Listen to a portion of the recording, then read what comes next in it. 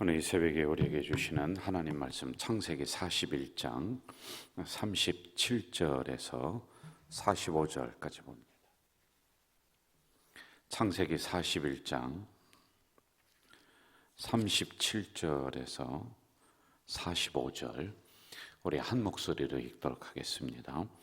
바로가 그의 모든 신하가 이 일을 좋게 여긴지라. 바로가 그의 신하들에게 이르되 이와 같이 하나님의 영에 감동된 사람을 우리가 어찌 찾을 수 있으리요 하고, 요셉에게 이르되 하나님이 이 모든 것을 내게 보이셨으니 너와 같이 명철하고 지혜 있는 자가 없도다. 너는 내 집을 다스리라. 내 백성이 다 내 명령에 복종하리니 내가 너보다 높은 것은 내 왕자뿐이니라. 바로가 또 요셉에게 이르되 내가 너를 애굽 온 땅의 총리가 되게 하노라 하고, 자기의 인장 반지를 빼어 요셉의 손에 끼우고 그에게 세마포 옷을 입히고 금 사슬을 목에 걸고 자기에게 있는 버금 수레에 그를 태우매 무리가 그의 앞에서 소리 지르기를 엎드리라 하더라. 바로가 그에게 애굽 전국을 총리를 다스리게 하였더라. 바로가 요셉에게 이르되 나는 바로라. 애굽 온 땅에서 내 허락이 없이는 수족을 늘릴 자가 없으리라 하고, 그가 요셉의 이름을 사브낫 바네아라 하고 또 온의 제사장 보디베라의 딸 아스낫을 그에게 주어 아내로 삼게 하니라. 요셉이 나가 애굽 온 땅을 순찰하니라. 아멘. 우리는 요셉을 새벽에 보고 있습니다. 여러분, 사회생활을 하다 보면은 어디 기업의 회장님, 사장님을 이렇게 만나게 되고 어디를 대표하는 어떤 대표님 이렇게 만나게 되죠. 그런데 우리가 그 이면을 봐야 돼요. 그 사장의 자리까지 가기에는, 그렇게 기업의 대표가 되기까지에는 그의 지나온 세월이 거저된 것은 아니다라고 하는 것이죠. 아주 수도 없는 노력과 그리고 수도 없는 대가를 치르면서 그 단계까지 올라갔습니다.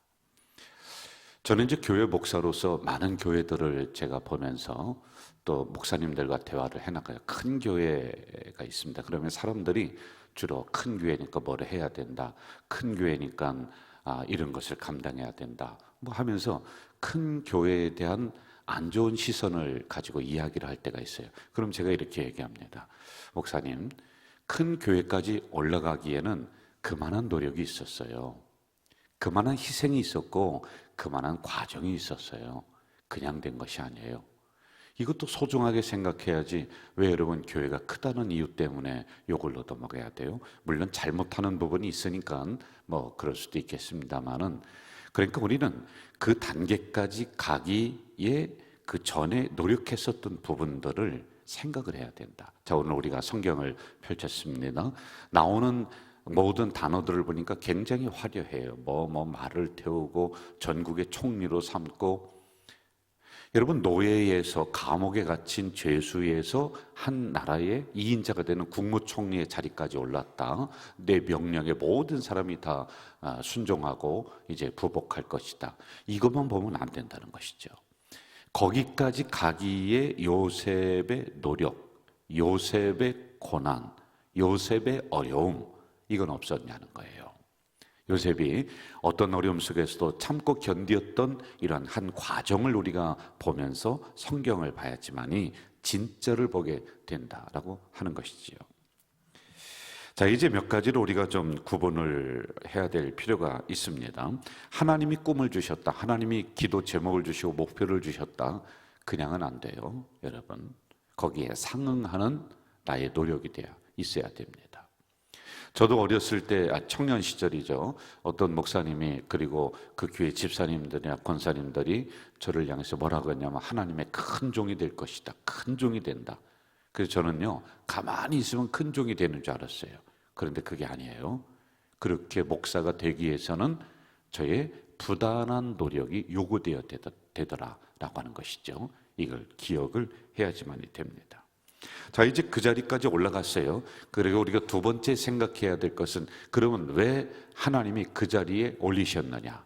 왜 사장이 되게 했느냐? 왜 큰 교회로 만드셨느냐? 나만 먹고 잘 살으라고? 여러분, 그러면은 요셉은 성경에 기록될 인물이 아니에요. 요셉만큼 재산이 있는 사람이 그 시대에 뭐 요셉 하나겠습니까? 야곱 하나겠어요? 그런데 성경에 기록된 의미가 뭐냐면은 너에게 준 불을 내 입에만 털어놓지 말고 열방을 향해 나누면서 살아라 라고 하는 겁니다. 여러분, 여러분의 자녀를 요셉처럼 만들어 줄 겁니다. 그렇다면 그 다음에 어떻게 할 거예요?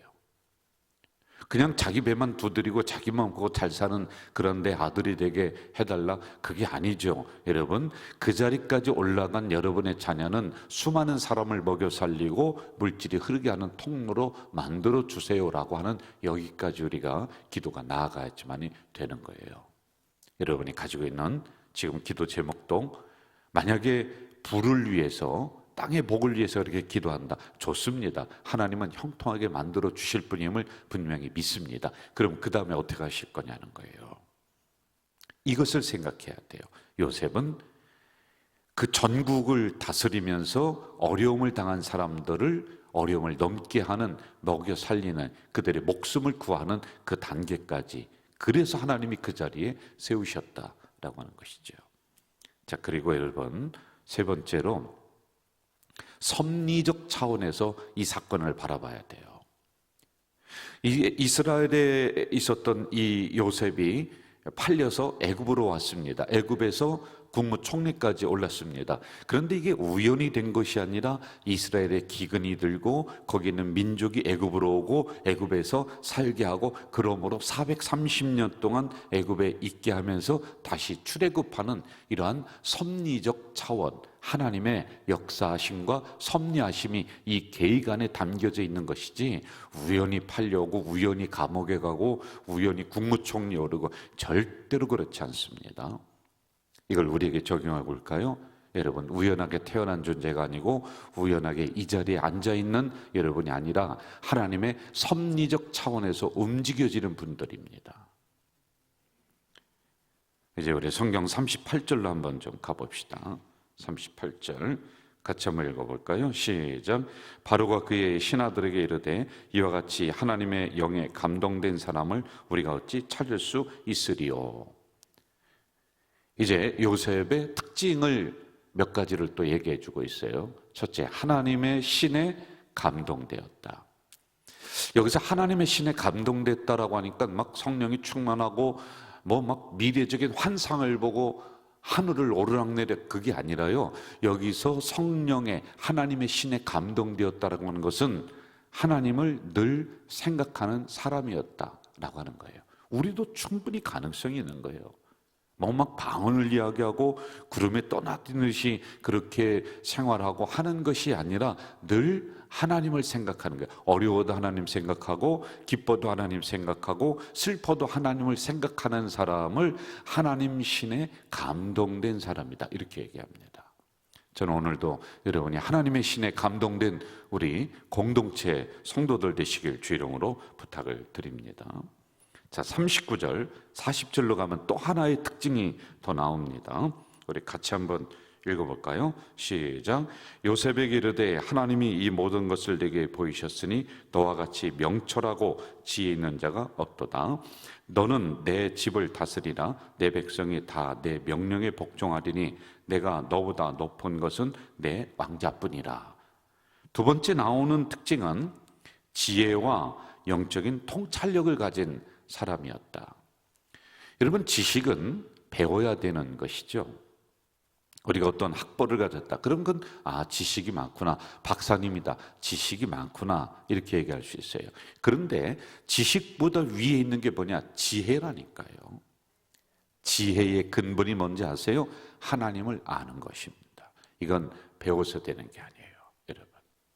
지혜 있는 사람은 동시에 따라오는 것이 뭐냐면 통찰력이라는 거예요. 통찰력은 당장 앞에만 내다보는 것이 아니라 지금 어려움이 왔다 그러면은요, 그 다음을 보는 거예요.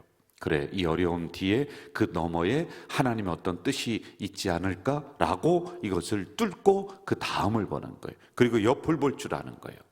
나 때문에 고난당하는 사람이 없는가? 라고 하는 전후 좌우를 보면서 이 사건을 해석하는 사람을 영적인 통찰력을 가진 사람이다 라고 이야기해요.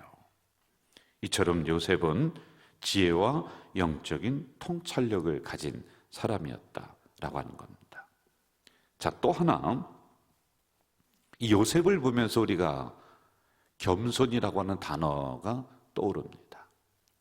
자, 그의 신분이 갑자기 노예였습니다. 그리고 감옥의 죄수였습니다. 그런데 한순간에 그 나라의 2인자 국무총리까지 올라요. 그런데 그 다음에 요셉이 나오는 그 행동을 쭉 기록한 것을 보면은 그가 교만했다, 그가 사람들을 무시했다, 이 단어가 안 나옵니다. 어떻게 하든지 하나님이 주신 그 지혜를 가지고 애굽 백성을 잘 먹여 살리고 이 고난을 넘게 하고, 그리고 이스라엘에서 온 자기의 형제들 수많은 민족도 살리는 아주 겸손하게 낮아진 인물로 그려지고 있습니다.